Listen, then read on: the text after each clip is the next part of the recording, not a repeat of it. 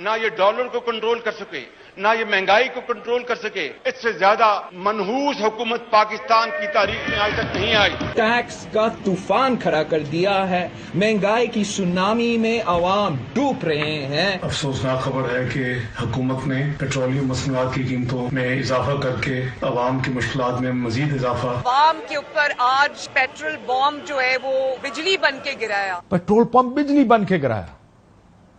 اگر میں صرف کمپیرزن ہی آپ کو بتاؤں کہ پچھلی دور حکومت تقریباً 160 کے قریب چھوڑ کر گئے تھے، آج پیٹرول 200-250 کے قریب ہے، لیکن اس وقت یہ سوٹ کرتا ہے۔ یہی کام عمران خان صاحب نے بھی کیا۔ So let's not get into this کی، لیکن میں یہ دکھانا چاہتا ہوں کہ معیشت کے اوپر پالیٹکس اس ملک میں کیسے ہوتی ہے۔ پھر یہ بھی کہا جاتا ہے ہماری حکومت آئی تو نیو یارک بنائیں گے، کراچی کو ملیشیا بنا دیں گے، شہر کراچی کو نیو یارک بنا کے چھوڑیں گے۔ پاکستان اور پنجاب ملیشیا بنے گا، ٹرکی بنے گا، اور یورپ کے کسی ملک کے مقابلے میں اس کے ہم پلہ ہوگا۔ پھر یہ بھی ایک نعرہ آپ نے سنا، ہر ایک آپ کو سناتا ہے کہ اگر مجھے معیشت ٹھیک کرنے کا موقع ملا 6 مہینے میں معیشت ٹھیک کر دوں گا۔ ہمیں موقع دے تو یہ مسدہ اپوزیشن کے ساتھ مل کر ہم 6 مہینے میں پاکستان کی معیشت کو ٹھیک کریں گے، وگرنہ میرا نام عمران نیازی رکھ دینا۔ اور یہ کام اس کو نہیں پتا، کیونکہ یہی چیز جا کے ادھر پنڈی جا کے سیل کی جاتی تھی کہ ہم اگر آئیں گے تو اس ملک کی معیشت کو ٹھیک کر دیں گے۔ پھر وہ وقت آیا جب حکومت تبدیل ہونے والی تھی، مارچ میں اس وقت جب اپریل میں نو کانفیڈنس یا عدم اعتماد ہونی تھی، تو اس وقت کہا گیا کہ ہم جب آئیں گے ہمیں وقت نہیں چاہیے، ہمارے پاس ایک بہت تجربہ کار ٹیم ہے۔ اللہ تعالیٰ کے فضل و کرم سے ٹیم بھی ہے، تجربہ بھی ہے، کس طرح مہنگائی کو اس کے ناسور کو کنٹرول کرنا۔ ٹیم بھی ہے، تجربہ بھی ہے، لیکن جب حکومت میں آئے تو کہتے ہیں کہ مسائل اتنے تھے ہمیں پتہ نہیں تھا۔ ہمیں جب 11 اپریل کو میں نے حلف اٹھایا تو مجھے بھی احساس نہیں تھا کہ پاکستان کی معیشت اتنی زیادہ تباہ ہو چکی ہے۔ اس میں کوئی شک نہیں کہ بے پناہ چیلنجز ہیں، چیلنجز بہت ہیں، لیکن یہ فارمولا بھی کوئی نیا نہیں ہے۔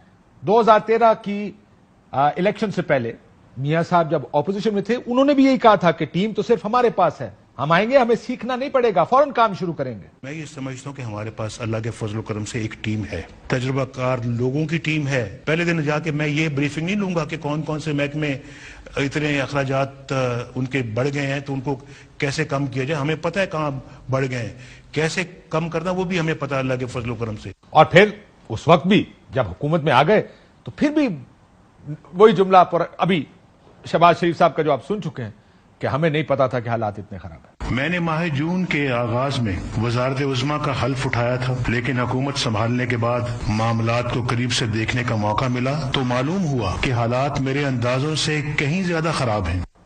جی ہمیشہ پہلے ٹیم ہوتی ہے، بعد میں پتہ چلتا ہے حالات بہت زیادہ خراب ہے، لیکن یہ this every body I think ہم سنا نہیں سکتے، ورنہ جب 2018 میں تحریک انصاف کی حکومت بنی اس سے پہلے آپ کو یاد ہوگا یہی نعرے لگائے جاتے رہے، اور بعد میں وزیر اعظم صاحب نے کہا، اس وقت کے وزیر اعظم نے کہا کہ ہمیں نہیں پتا تھا کہ اتنا ملک حالات خراب ہیں۔ سو یہ ایک سیریل ایک اوفینس ہے جو سیاستدان اپوزیشن اور حکومت میں کرتے رہتے ہیں۔ لیکن اس دفعہ پھر کیا ہوا، حکومت بن گئی، مفتاح اسماعیل صاحب وزیر خزانہ بنے، IMF کا پروگرام تھا، ظاہر ہے اس کی وجہ سے مہنگائی کرنی پڑی، اور اپنی پارٹی جو پہلے دوسروں کے ساتھ کیا کرتی تھی، دوسری حکومتوں کو کہتی تھی کہ انہوں نے مہنگائی کر دی، اس دفعہ صاحب نے اپنے وزیر خزانہ کے خلاف ایک کیمپین شروع کی اور وزیر خزانہ بدلنے میں کامیاب ہو گئے۔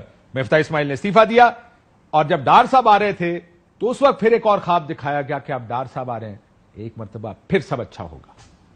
ڈار صاحب کا وہ تشریف لائے ہیں، ڈار صاحب انشاءاللہ ان کو بڑا تجربہ ہے، بڑے تجربہ کار آدمی ہیں، حالات کو اور بہتر بنانے میں انشاءاللہ ان کا رول ہوگا۔ اسحاق ڈار صاحب پر یقین رکھو، معیشت کو اس گرداب سے نکالیں گے۔ نکالنا تھا اس گرداب سے، ٹھیک کہہ رہے ہیں۔ وہ ڈار صاحب آئے اور ڈار صاحب نے انیشلی آ کے IMF کے بارے میں سب کو بتایا کہ میں جانتا ہوں IMF کے ساتھ کیسے انگیج کرتے ہیں، چنگی تڑیاں لگائی IMF کو، تھوڑی دھمکیاں لگائی وہ موڈیز شوڈیز کو، وہ جو غیر ضروری سی ریٹنگز ایجنسیز ہیں، اور اس کے بعد پھر ہمیں اللہ کے حوالے چھوڑ دیا۔ پہلے وہ دھمکیاں سن لے کے کیا لگاتے تھے۔ Who are they to tell us کہ ہمارا روپیہ کدھر ہونا چاہیے؟ Who are they to tell us کہ ہمارا انٹرسٹ ریٹ کدھر ہونا چاہیے؟ IMF سے بھی مجھے پھڈا پڑا، میرا پڑا ان سے، لیکن میں نے ان کو ڈیل کیا۔ I know how to complete the program. I don't care اگر نہیں آتے تو میں نے کو بنتے نہیں کرنی ان کی، پیسے پاکستان کو دینے چاہیے $500 million. I mean you can't dictate، اگر نہیں آتے تو we'll manage, no problem۔ اب اس کے بعد امریکہ سے ہم منتیں کر رہے ہیں کہ خدارا ہمارا IMF کے ساتھ معاہدہ کرا دیں, اور پھر ظاہر ہے یہ ملک اللہ کے نام پہ بنا تھا, یہ ملک اللہ کے ہی حوالے. پاکستان دنیا میں رہنے کے لیے اللہ تعالیٰ نے قائم کیا ہے. یہ ایک واحد ملک ہے جو کلمہ شریف کے نام پہ بنا تھا. اللہ تعالیٰ نے اس کو کریٹ کیا, تو اس کی حفاظت, اس کی ترقی, اس کی خوشحالی بھی اللہ تعالیٰ کے ذمہ ہے. یہ تھی ہماری معیشت یا جو پچھلے کچھ عرصے میں, لیکن یہ آپ کو ایک نٹ شیل میں بتا رہا ہے کہ ہمارے مسائل کیا ہیں. مسائل یہ ہیں کہ ہم جب باہر ہوتے ہیں تو ہم کچھ اور کہتے ہیں, ہمیں پتا ہو بھی تب بھی ہم نے سیاسی بیان بازی کچھ اور کرنی ہے. جب حکومت میں آتے ہیں تو پوزیشنز بدل جاتی ہیں. ایک چیز آپ نے پچھلے 20 سال میں سنی ہوگی, 30 سال میں سنی ہوگی, جو آتا ہے پچھلی حکومت کو الزام دیتا ہے, وہ مسئلے کی جڑ ہے, میں مسئلے کا حل.